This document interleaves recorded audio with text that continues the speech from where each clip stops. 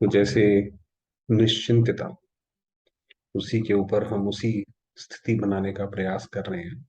उसी के ऊपर आज बाबा की भी वाणी है। तो बाबा कह रहे हैं, आज बाप दादा आप अपने सर्व स्नेही बच्चों को स्नेह का रिटर्न देने, माना जैसे हम बाबा के प्रति जो हमारा स्नेह है, तो वो बाबा रिटर्न कैसे करते हैं, एक्सप्रेस कैसे करते हैं, वो आए हैं मिलन मनाने, स्नेह का प्रत्यक्ष फल, स्नेह की भावना का श्रेष्ठ फल देने के लिए बच्चों के संगठन में आए हैं। तो वही वो भावना का देने के लिए आए हैं। भक्ति में भी स्नेह और भावना भक्त आत्मा के रूप में रही। हम एकमात्र केवल हमारी जो भक्ति ऐसी थी, जब हमने द्वापर में स्टार्ट करी थी, तो हमारी जो भक्ति थी वो भगवान को पाने के लिए भक्ति थी। बाकी जो आत्माओं ने भक्ति करी वो तो अपना कोई ना कोई काम बनवाने के लिए भक्ति करी, तो जैसे वो स्वार्थवश भक्ति करी, मगर जो हमारी जो भक्ति थी वो भगवान को पाने की थी, इसीलिए हमें भगवान मिला। तो भक्त रूप में भक्ति थी लेकिन शक्ति नहीं थी, स्नेह था लेकिन पहचान व संबंध श्रेष्ठ नहीं था। तो वही स्नेह तो था भगवान से कि उससे हमारा कोई घनिष्ठ स्नेह है, मगर कुछ पता नहीं था। आप सोचिए, जब हम मंदिर में जाते थे हमें थोड़ी पता होता था कि ये, हम तो बस मांगने जाते थे। हमें तो लगता था ये जो है कुछ हमें देंगे, मगर उनसे हमारा स्नेह भी हो सकता है, संबंध भी हो सकता है, हम उनके बच्चे भी हो सकते हैं। ये तो कभी पता नहीं था। भावना थी लेकिन अल्पकाल की कामना भरी भावना थी, वही कि कुछ ना कुछ काम हो जाए। अभी भी स्नेह और भावना है लेकिन समीप संबंध के आधार पर स्नेह। अभी हमें लगता है कि जैसे शिव बाबा जो है, जैसे कल भी बाबा ने बताया कि दुनिया वाले तो सोचते हैं वो हजारों तेजों में है, मगर हमें पता है वो तो बाप है, वो तो स्नेह का सागर है। तो अधिकारीपन के शक्ति की, अनुभव के अथॉरिटी की श्रेष्ठ भावना है। भिखारीपन की भावना बदल, संबंध बदल, अधिकारीपन का निश्चय और नशा चढ़ गया। वही ये तो भगवान के पास जाना, मांगना, जैसे बाबा कहता है ये तो भिखारीपन की बात है कि भगवान के पास जाके ये दे दो वो दे दो। अब हम वो नहीं करते। अब हमें पता पड़ गया, जब हमारा उसके साथ संबंध है, हमारा उसके ऊपर अधिकार है, तो वो खुद देखेगा अपने आप कि हमें क्या चाहिए। भाई बच्चे को क्या चाहिए वो तो माँ खुद देखती है ना। तो इसीलिए ऐसे सदा श्रेष्ठ प्राप्ति और सेवा की भावना वाली श्रेष्ठ आत्माओं को प्रत्यक्ष फल प्राप्त हुआ। उसका प्रत्यक्ष फल हमें ये प्राप्त हुआ कि डायरेक्ट हम जैसे भगवान के सामने बैठे। सभी प्रत्यक्ष फल के अनुभवी आत्माएं हो, प्रत्यक्ष फल खाकर देखा है। और फल तो सतयुग में भी मिलेंगे, और अब कलयुग के भी बहुत फल खाए। तो बाबा ने कहा सतयुग के फल अलग मिलेंगे, कलयुग के फल हमने धोखा, कांटे बहुत खाए। ये जो संगम युग का ये प्रत्यक्ष फल है कि भगवान के सामने जो अतीन्द्रिय सुख हमें प्राप्त होता है। लेकिन संगम युग का प्रभु फल, प्रत्यक्ष फल अगर अब नहीं खाया तो सारे कल्प में खा नहीं सकते। तो वही बाबा ने बताया कि अभी जो है वो प्रभु फल प्राप्त होता है, डायरेक्ट प्रभु द्वारा जो है फल प्राप्त होता है। बाप दादा सभी बच्चों से पूछते हैं, प्रभु फल, अविनाशी फल, एक तो प्रभु फल, दूसरा सबसे अच्छी बात यह है कि बाबा के साथ हमारा संबंध सदैव रहता है। तो ये जैसे एक अविनाशी है, हम बाबा के बन गए, हम हर कल्प अब ये दोबारा से बार बार बाबा के बनेंगे, तो ये अविनाशी फल है।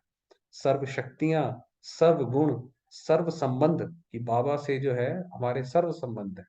केवल बाप टीचर सतगुरु नहीं है, तो हम उसको अपना बच्चा भी बना सकते हैं। बाबा तो कहते हैं कि अगर किसी के दो बच्चे हैं तो एक बड़ा बच्चा शिव बाबा को अडॉप्ट कर लो, जैसे हमारा तीसरा बच्चा हो गया। तो जैसे आप बाकी बच्चों के लिए करते हो वैसे इसके लिए भी करो, तो ये भी आपको समय पर सहयोग देगा। जैसे बच्चे होते हैं ना, तो समय पर कुछ माँ बाप के ऊपर आती है तो सहयोग देते हैं, तो वो सहयोग देगा। ऐसे ही किसी का कोई युगल है, तो अगर मान लीजिए कोई कुमार है, कुमारी है, या शादीशुदा भी है, तो भी हमारा शिव बाबा से जो है, हमारी सगाई शादी शिव बाबा से हो रखी है, तो वो भी फिर समय पर सहयोग देगा। तो सर्व संबंध के स्नेह के रस वाला फल खाया है। तो मतलब एक भगवान को पाने का क्या मतलब है कि उससे सर्व संबंध अनुभव हो, तभी तो उसका फायदा होगा। सभी ने खाया है या कोई रह गया है, ये ईश्वरीय जादू का फल है। जिस फल खाने से लोहे से पारस से भी ज्यादा हीरा बन जाते हो, कि जैसे हमें शिव बाबा से एक समीपता का अनुभव होता है, तो जैसे बाबा ने कहा लोहे से सीधा हीरा बन जाते हो। इस फल से जो संकल्प करो वह प्राप्त कर सकते हो। बाबा ने बताया हुआ है कि कोई हम संकल्प करते हैं और वो विश्व सेवा के प्रति है, उसमें अगर निस्वार्थ भावना है तो वो पूरा होके रहेगा। कोई भी हमारी शुभ भावना है जिसमें हम चाहते हैं कि सर्व आत्माओं की कल्याण हो, और उसमें हमारा कोई स्वार्थ नहीं कि हमारा नाम हो, मान हो, शान हो, लोग हमें जाने पहचाने, ऐसा कुछ भी ना हो, तो वो पूरा होगा। तो बाबा ने कहा सर्व संकल्प होते हैं, अविनाशी फल अविनाशी प्राप्ति। तो बाबा ने कहा भाई ऐसे प्रत्यक्ष फल खाने वाले सदा ही माया के रोग से तंदुरुस्त रहते हैं। तो माना अगर जैसे हम दिन में सवेरे अमृत वेले उठते हैं और हमें शिव बाबा का अनुभव होता है, तो वो जैसे एक आत्मा में शक्ति भर देता है। मन को अंदर से आता है कि हमारे साथ डायरेक्ट शिव बाबा है। जैसे बाबा ने बोला कि ऐसा महसूस होगा जैसे साकार में कोई साथ होता है। तो वो अनुभव होता है, तो फिर अब माया से लड़ाई के लिए तैयार हो जाते हैं।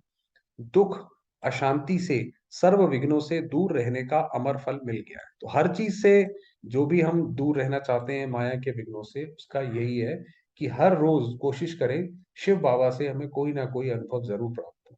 योग में हम बैठें, कोई मुरली पढ़ें या कुछ करें, तो ये लक्ष्य करके रखें कि आज मुझे कुछ ना कुछ अनुभव जरूर करना है। धीरे धीरे धीरे धीरे करते करते वो हो जाएगा। बाप का बनना और ऐसे श्रेष्ठ फल प्राप्त होना। तो बाबा ने कहा ये है, ऐसे नहीं कि सिर्फ भगवान मिल गया तो क्या, उसका अनुभव भी होना चाहिए। आज बाप दादा आए हुए विशेष पांडव सेना को देख हर्षित तो हो ही रहे हैं, साथ साथ ब्रह्मा बाप के हमजिन्स हैं, थोड़े बूढ़े भाई बहन भी होंगे। तो हमजिन्स तो सदा पार्टी की जाती, पिकनिक मनाई जाती है। तो आज इस प्रभु फल की पिकनिक मना रहे हैं। तो बाबा ने कहा जैसे आज मुरली नहीं चल रही है, ये तो जैसे मिलन मेला चल रहा है। जैसे कोई दो व्यक्ति मिलते हैं तो वो एक दूसरे से हालचाल पूछते हैं, खुश खैराफत पूछते हैं, तो वो बाबा आज कर रहे हैं। तो आज की मुरली नहीं है। जैसे लक्ष्मी नारायण भी ऐसी पिकनिक नहीं करेंगे। लक्ष्मी नारायण कोई ऐसी पिकनिक नहीं कर पाएंगे कि चलो भगवान से मिल के आते हैं। ये तो हमारी ही पिकनिक है, हमें ही इसका सौभाग्य प्राप्त है। ब्रह्मा बाप और ब्राह्मणों की ये अलौकिक पिकनिक है। वही बताया कि हम ब्राह्मणों की, वो जैसे कहते थे इंद्र सभा, इंद्र सभा लगती है। इंद्र सभा माना ऐसी सभा जिसमें सर्व आत्माओं ने अपनी कर्मेंद्रियों को जीता हुआ हो, वो है इंद्र सभा। तो ये इंद्र सभा है। ब्रह्मा बाप हमजिन्स को देख हर्षित होते हैं, लेकिन हमजिन्स ही बनना हर कदम में फॉलो करने वाले समान साथी अर्थात हमजिन्स। तो जैसे बाबा कहते हैं कि एक तो उम्र से ठीक है वो हमजिन्स हैं, मगर बाबा ने कहा बाबा को फॉलो भी करना है। जैसे जैसे ब्रह्मा बाबा ने अपने जीवन में सारी परीक्षाओं को पार किया सिर्फ एक बल एक भरोसे से, तो हम भी वैसे ही करें। ऐसे हम जिन्स हो ना, वह अभी सोच रहे हो क्या करें कैसे करें, सोचने वाले हो या समान बनने वाले हो। माना अभी तक हम सोच रहे हैं कि देखो ब्रह्मा बाबा ने किया तो सही, मगर वो तो ब्रह्मा बाबा थे, हम कैसे करेंगे, हम वहां तक कैसे पहुंचेंगे, ये सोचने वाले हैं। और दूसरा है कम करने वाले, समान बनने वाले, सेकंड में सौदा करने वाले हो। सेकंड में सौदा माना जब ब्रह्मा बाबा को साक्षात्कार हुआ तो उन्होंने ये नहीं सोचा कि बिजनेस का क्या होगा, मेरे पोते दोतों का क्या होगा, परिवार का क्या होगा। बाबा का, बाबा की आज्ञा हुई और बाबा ने सर्व स्वाहा, सेकंड में स्वाहा। इसीलिए जो बलि कहते हैं वो झाटकू बलि स्वीकार करती है, कहते हैं देवी देवता। झाटकू माना जो एकदम से कट जाए। अगर मान लीजिए बलि कटी और वो कहते हैं भाई वो बकरा या जो भी है वो तड़पता है, तो बलि स्वीकार नहीं होती। इसका मतलब ये यहाँ से बात निकली है, जानवर की बलि देने से भगवान क्यों खुश होने लगे।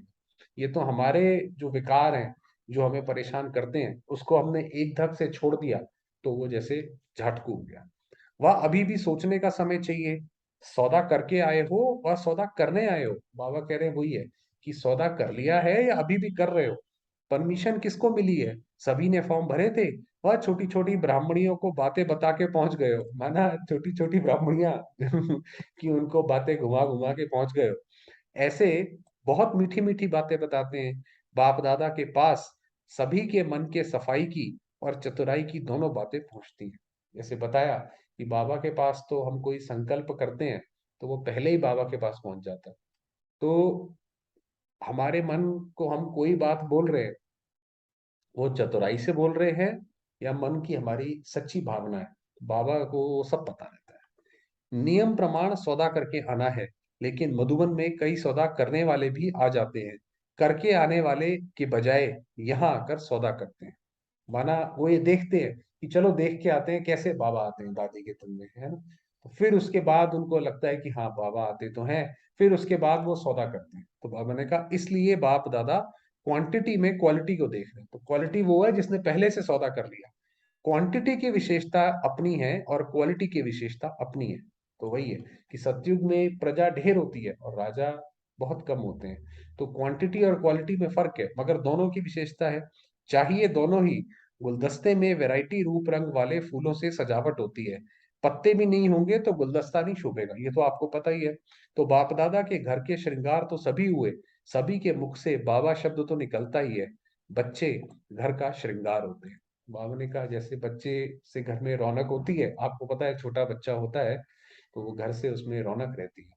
तो हम भी जो है बाबा के घर के श्रृंगार हैं, हमसे भी जो है बाबा के घर में रौनक होती है।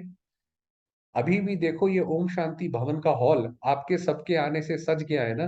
तो घर के श्रृंगार, बाप के श्रृंगार सदा चमकते रहो। ये बाबा ने जैसे आशीर्वाद दिया कि जैसे श्रृंगार हो ऐसे चमकते रहो, सदा खुश रहो।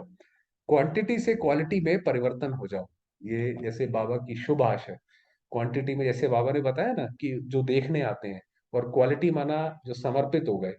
जैसे वो कहते हैं भाई परवाना आता है, दो तरीके के परवाने होते हैं, एक जो क्षमा पर फिदा हो जाते हैं, और एक क्षमा माना जो अग्नि, और उस कई अग्नि के चक्कर लगा के वापस चले जाते हैं। तो जो वापस चले जाते हैं वो ढेर सारे होते हैं, मगर जो क्षमा पे जो समर्पित हो जाते हैं वो बहुत थोड़े होते हैं। तो बाबा ने कहा वो हो जाओ। समझा। आज तो सिर्फ मिलने का दिन था, फिर भी ब्रह्मा बाप को हम जिन्स पसंद आ गए, इसलिए पिकनिक की।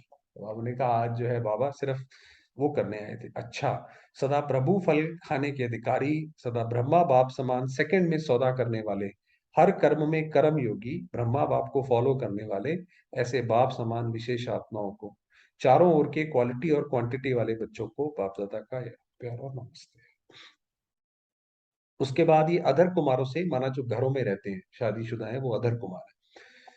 सदा अपने को विश्व के अंदर कोटों में से कोई हम है ऐसे अनुभव करते हो। देखिए बाबा ने पावा सबसे पहले जब मुरली चलाते हैं तो हमारा जो सम्मान है वो पहले ऊंचा करते हैं। तो हम भी, ये बहुत बड़ी आर्ट है, हम भी जब किसी से बात करें तो पहले अपना और उसका सम्मान ऊंचा करें। तो बाबा ने कहा आपको ऐसे अंदर अनुभव होता है कि हम करोड़ों, कोट माने होता है करोड़, करोड़ों में से भी उसमें हम है। जब भी बात सुनते हो कोटों में से कोई, कोई में भी कोई, तो वह स्वयं को समझते हो। जब हूबहू पार्ट रिपीट होता है तो उस रिपीट हुए पार्ट में हर कल्प आप लोग ही विशेष होंगे ना। तो हर कल्प जब रिपीट होता है, हम पिछले कल्प ही बने थे। भगवान ने जो बोला, हम हमने वो सुना, ऐसे थोड़ी है भगवान ने तो सबको बोला। ऐसे नहीं है कि ये भगवान के जो वर्शंस हैं, ये ड्रामा बाय डिजाइन है। इसके अंदर जो भी चीज होती है वो जैसे एक रची हुई है, डिजाइन है उसका, उस तरीके से करी हुई है। तो हम जो बाबा की वाणी सुन रहे हैं, ये बाबा ने जैसे हमारे ऊपर एक कृपा की है, वरदान किया। तो बाबा ने कहा ऐसे अटल विश्वास रहे कि हम ही वो आत्मा है। सदा निश्चय बुद्धि सभी बातों में निश्चिंत रहते हैं। तो वही बताया कि वो जो निश्चय बुद्धि होगा वो हर चीज में निश्चिंत है कि मेरा ही पार्ट ऐसा है। निश्चय की निशानी है निश्चिंत। चिंताएं सारी मिट गई। बाप ने चिंताओं की चिता से बचा लिया ना। चिंताओं की चिता से उठाकर दिल तख्त पर बिठा दिया। कि बाबा ने कहा सारी, जैसे ऊपर बताया, सभी बातों में निश्चिंत। तो इसीलिए हमारे ऊपर अब कोई बोझ नहीं है। हम कैसे रहेंगे, भविष्य कैसा होगा, हमारे बाद किसी का क्या होगा, वो सारी जिम्मेवारी जैसे शिव बाबा ने अपने ऊपर ले ली। बाप से लगन लगी और लगन के आधार पर लगन की अग्नि में चिंताएं सब ऐसे समाप्त हो गई जैसे थी ही नहीं। जैसे मान लीजिए कोई व्यक्ति चला जाए किसी राजा के पास, तो ये सरकार भी ऐसे करती है कि मान लीजिए कोई व्यक्ति ने बड़ा काम किया तो वो कहती है आपके परिवार की भी हमारे पास जिम्मेवारी, बाकी आपकी सारी जरूरतों की हमारी जिम्मेवारी। तो बाबा ने कहा ऐसे ही जब हम बाबा की याद की लगन में लग गए कि मुझे बाबा को याद करना है, तो सारी चिंताएं उसमें खत्म हो गई, एक सेकंड में समाप्त हो गई ना। ऐसे अपने को शुभ चिंतक आत्माएं अनुभव करते हो। कभी चिंता तो नहीं रहती ना, तन की चिंता। अब बाबा ने बताया कि तन, आप देखिए लोगों को कितनी तन की दिक्कत रहती है। अरे हमें ये ना हो जाए, हमें वो ना हो जाए, डर लगते रहता है। तो बाबा ने कहा तन की कोई चिंता नहीं। शरीर छोड़ेंगे, बाबा के पास जाएंगे, साक्षात्कार करेंगे, सूक्ष्म वतन जाएंगे, नई दुनिया के वो देखेंगे। तो बाबा ने कहा ना तन की कोई चिंता, ना मन में कोई व्यर्थ चिंता, और ना धन की चिंता। तो तन मन धन तीनों में से किसी की भी चिंता की हमें जरूरत नहीं है, क्योंकि दाल रोटी तो खाना है और बाप के गुण गाना है। तो बाबा कहते हैं दाल रोटी आपको मिलती रहेगी, वो खाते जाओ, प्रभु के गुण गाते जाओ। दाल रोटी तो मिलनी ही है। बाबा ने कितनी बड़ी जैसे चिंता मिटाई कि भाई आप चिंता ना करो, आपको दाल रोटी मिलेगी। तो ना धन की चिंता, ना मन की परेशानी, ना तन के कर्म भोग की भी चिंता। तन का कर्म भोग माना जो तन की बीमारियां आती हैं, क्योंकि जानते हैं ये अंतिम जन्म और अंत का समय है, इसमें सब चुकतू होना है, इसलिए सदा शुभ चिंतक। माना ये ना सोचें अरे भाई मेरा तो शरीर ही खराब रहता है, ये बीमारी लगती है दूसरी निकल जाती है जी, ऐसे नहीं। तो ये वाह वाह, ये शरीर भी बहुत अच्छा है, कोई बात नहीं, जब बाबा ने गारंटी ले ली तुम्हें हर तरीके से सहज रखूंगा तन मन धन से, तो हमें क्या परवाह है, क्या होगा कोई चिंता नहीं। ज्ञान की शक्ति से सब जान गए, जब सब कुछ जान गए तो क्या होगा ये क्वेश्चन खत्म, क्योंकि ज्ञान है जो होगा वह अच्छे से अच्छा होगा। जो भी भविष्य में होने वाला है, जैसे भी होने वाला है, चाहे हमें लगे कि ये तो गलत हो रहा है, चाहे दुनिया में सारे लोग बोले भाई ये तो गलत है, मगर उसमें भी कल्याण है। यही तो कौरवों और पांडवों में फर्क है। कौरवों को लगता था भाई श्री कृष्ण की सेना मिल गई बहुत अच्छा हुआ, उनको तो सिर्फ श्री कृष्ण, वो भी ज्ञान के साथ मिला, क्या फायदा हुआ।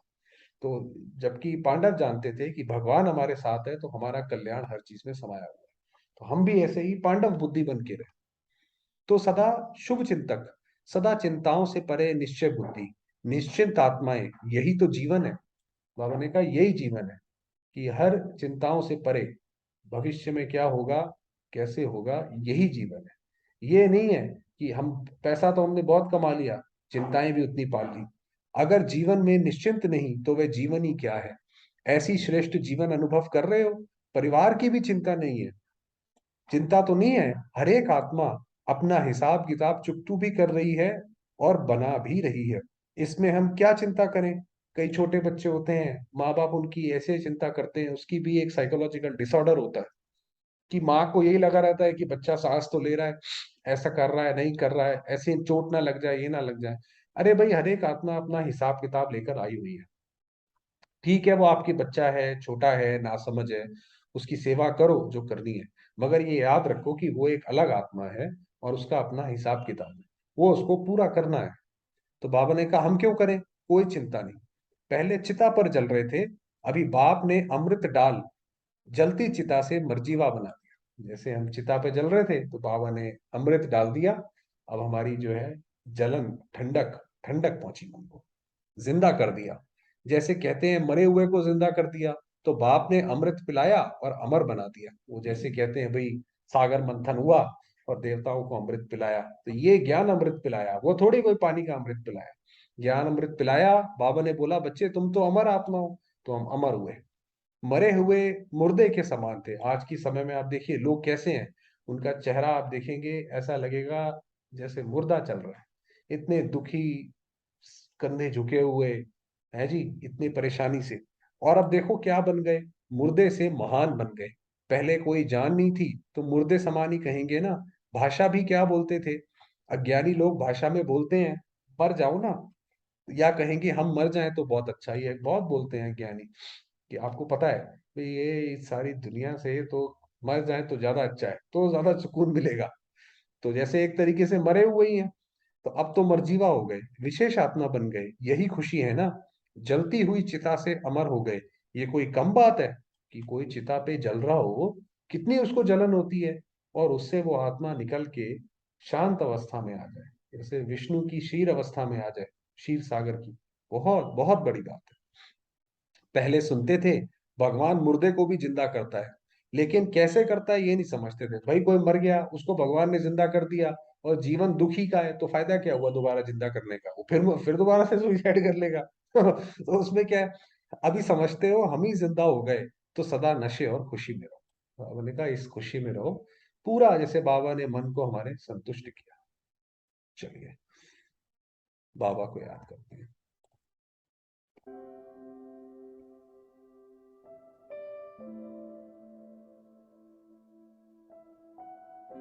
मैं आत्मा,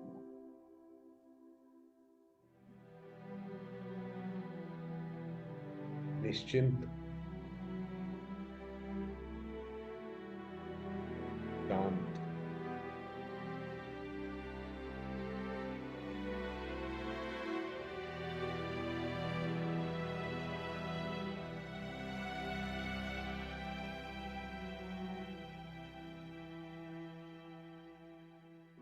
शांति की किरणें चारों ओर फैला रही हूं।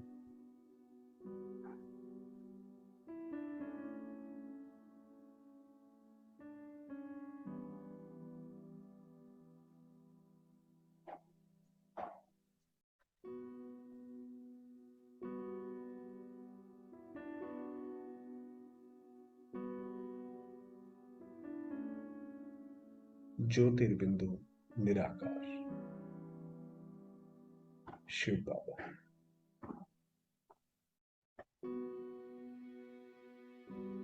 मेरे बंधु, मेरे सखा,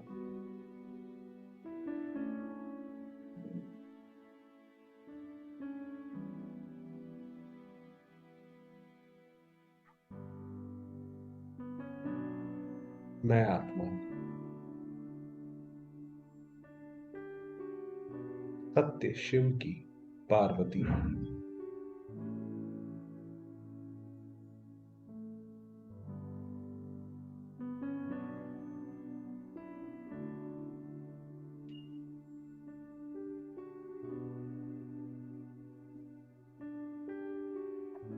प्यारे बाबा से अनेकानेक किरणें, उनका अपार स्नेह, उनका संरक्षण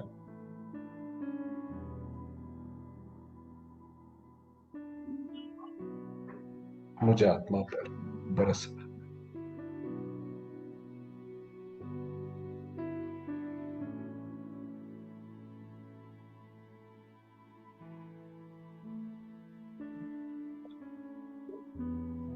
अनुभव करेंगे इन परमात्मा किरणों को स्वयं के ऊपर।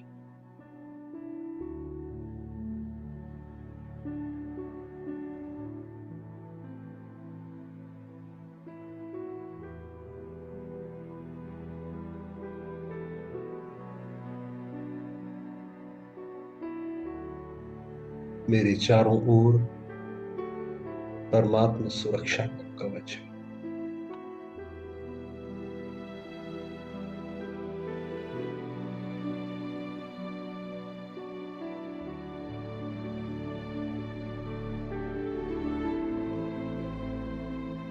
मैं आत्मा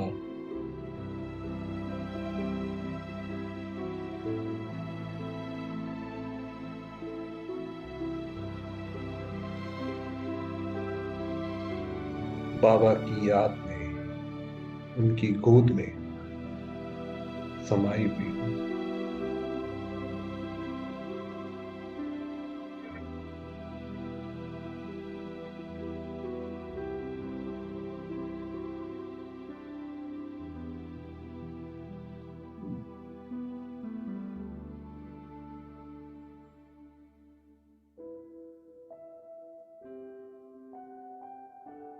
इस शरीर से, सृष्टि से उपराम हो, मैं आत्मा जाती हूं सूक्ष्म वतन अपने बाबा के पास।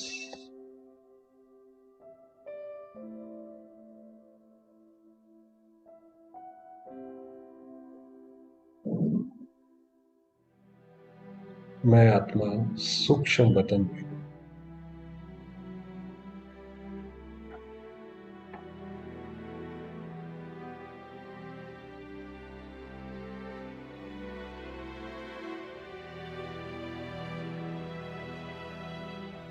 मेरे सामने है बाप दादा,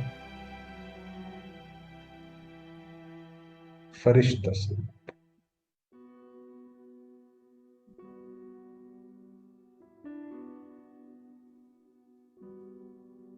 उनकी दृष्टि मुझ आत्मा पर विराजमान है।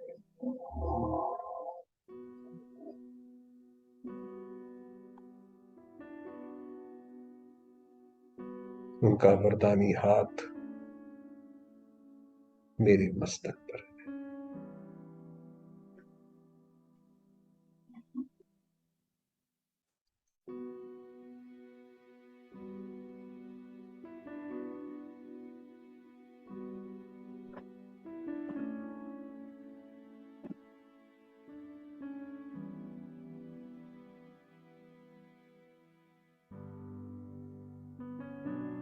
बाबा से अनेक शक्तियां, अनेक किरणें निकल निकल कर सारे संसार में फैल रही।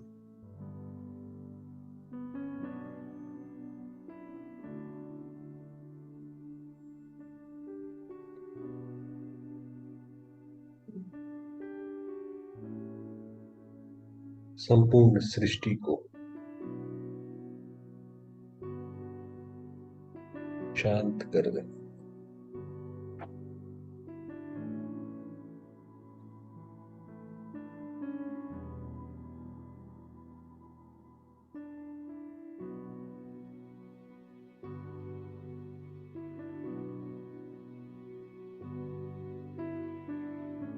ओम शांति।